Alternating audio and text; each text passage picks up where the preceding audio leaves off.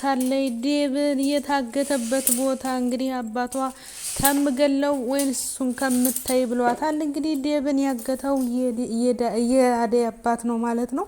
አደይ ለባለ ሀብት ልትዳር ታስባ ነበር። አባቷ ግን ልታገባ መሆኑን ዴብን ሰምተው ዴብን ከምገለውና አንቺ እኔ ያልኩሽን ከምታገቢ ተብላ ምርጫ ተሰጥታለች አደይ ማለት ነው። እንግዲህ አደይ ማን ትመርጣለች? አባቷን ወይስ ዴብን? አደይ ለእውነት ሟች ናት። እኔ ዴብን የምትመርጥ ነው የሚመስለኝ። እንግዲህ የዴብ እናት ይሄን ከሰማይ አደይ መጨረሻዋ ሌላ ችግር ይዞባት ይመጣል። የዴብ መታገት የዴብ መታገት ላይ የአደይ አባት እንደሆነ ያገተው እናቱ ከሰማች ልጇን ሲያንገላታባት፣ እንዲሁም አደይን አትወዳትም፣ ታስጠላታለችና ትንቃታለች። ገጠር ድረስ አውርደው እንዳገቱት ብትሰማ ያለምንም ጥርጥር አደይን ትገላታለች፣ የዴብ እናት ማለት ነው። እንግዲህ የዴብ እናት ትሰማለች። ምክንያቱም አሁን ፍቅር አደይ ተደውሎላት አባቷ ነይ ቶሎ ልጄ ነይ ቶሎ ዴብ ያለው እኔ ጋ ነው ብሏታል። አሁን ወደ ገጠር ስኬድ እንግዲህ ለፍቅር እናት አደይ በቃ ዴብ አባቴን ያገተው እሱ ጋር መሄድ አለብኝ ገጠር ነው ብላ ትሄዳለች። እንግዲህ የዴብ እናት ደግሞ እየፈለገችው ነው ማለት ነው አልሚ ዴብን። ከዛ እንግዲህ የአደይ አባት እንደወሰጠው ገጠር ስትነግራት የፍቅር እናት ያለምንም ጥርጥር መታ ልጇ አትደራደር አደይን ነው ቀጥታ መገላት ማለት ነው። የአደይ ችግር እየተባባሰ መጥቷል። አንዱን ነገር ተወጣው ስትል አንዱ የዴብን እናት ተገላገልናት ጥላ ሄደች ተብሎ እንግዲህ ዴብና አደይ ሊታረቁ ነበር። በስተመጨረሻ ደግሞ የአደይ አባት ተነሱ ማለት ነው። ይሄ ፍቅር ምንድነው መጨረሻው? ውጥረት የበዛበት እንደ ሀሳብ ዴብና አደይ ህይወታቸውን ከሚያጡ ወይ ቢለያዩ ይሻላል ማለት ነው። እና ለማንኛውም ዶክተሩ ምስኪን ያሳዝናል። አደይ ባለችበት ሁሉ ይከተላል። እንደማያገኛት ፍቅሩን እንኳን አልገለጸላት። ራስ ወዳድ አይደለም። እሱን ደግሞ እንግዲህ ሩታ ትከተላለች። ሩታ መስኪን እና በትንሽ ነገር ትደሰታለች። እና ዶክተሩ ሳይገባው ቀርቶ ሳይሆን ፍቅርን እያወቀው እንዴት እንደሚያደርግ እሱም አደይን ይከተላል። እሷም እንግዲህ ዶክተሩን ትከተላለች። እና ግን እሱ ሩታን ሊረዳት አይፈልግም ማለት ነው። እየሳቀባት ነው እና በጣም ያሳዝናል። ዶክተሩ ግን ያዘንኩብህ የፍቅርን ነገር እያወቀው አደይ ፍቅረኛ እንዳላት እንኳን ልታገባ መሆኗን እያወቅ አሁንም አደይ ስትጠራ የምን ታካሚ የምን ጥለህ ነው የምትሄደው? ግን ደግሞ ሩታ ደግሞ አንተን በማፍቀሯ ለምንድን ነው የምታላግጥባት? ፍቅርን እያወቅከው ሲያሳዝን። ግን ፈላጊና ተፈላጊ ያለመገናኘቱ። ለማንኛውም ሩታ ራሽን ብትጠብቂ። ሩታ በጣም ጥሩ ልጅና ምስኪን ናት እና ሰዎችን ታምናለች፣ የልቧንም ታወራለች። እና ሩታ ዶክተሩ ስለማይወድሽ ራሽን ብትጠብቂ እንደኔ የተሻለ ይመስላል።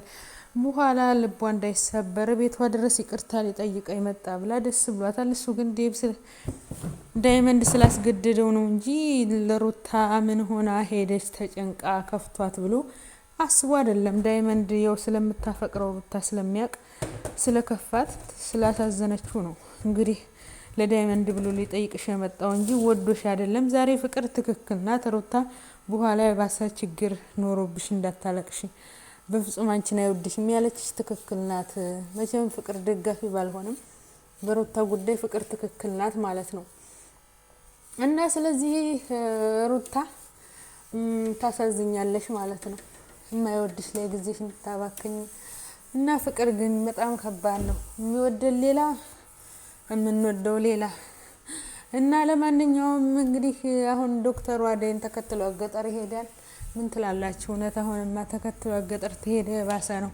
ፍቅር መቼም ታቃጥራለች። እንግዲህ ለአልሚ ፍቅር ነች እንደውም ራስቸው የምትናገረው፣ የፍቅር እናት አይደለችም። የፍቅር እናት በጣም አስተዋይ ሰው ነች። የዴብ መታገት የአደይ አባት እንደሆነ አትናገርም። ግን ፍቅር ከዚህ በፊት ከአደይ ጋር እንድጥላት ያደረገቻት ያንን ብላ ነው። ታዲያ እንግዲህ ምን እንደሚሆን ታያላችሁ። በጣም ከባድ ነው። ለማንኛውም ነገር ለሊ ደግሞ አሁን ላይ ወንድሟን አግኝታ በጣም ደስተኛ ናት። ባቡሬ እና እንግዲህ የለሊ ወንድም ነኝ ብሎ የመጣው ገጀራው ጓደኛ ነበሩ። አሁን ላይ ቢለያዩም እንግዲህ ታርሞ ገጀራው ከጥፋቱ ታስተምሮ እህቱን የሚረዳ ከሆነ ደስ ይለናል። ለሊ አሁንም ቢሆን በልጅነቷ የበደለች ይበደል አለ ብላ ደግሞ ተነስታ መታለች። ቤዛ የቤዛ ክፋትና ተንኮል ማለቂያ የለውም። እናው ጥንቅጦ የወጣ ነው ማለት ነው። ቤዛ መማር አለባት ከጥፋቷ ሁሌ ሮማን እንግዲህ ከቤት በመውጣቷ የፍቅር እናት ተናዳለች። እንዴት እኔ ምን አረኳት እያለች ነው። ሩታውን ግን ዋሽተሻል፣ ፍቅር አይን አይኗን የምትላት ዛሬ ብቻ ሳይሆን ሁሌም ነው። ፍቅር ምን ብላን ነው ስትል ምንም አላለቻት ማለት አልነበረባትም።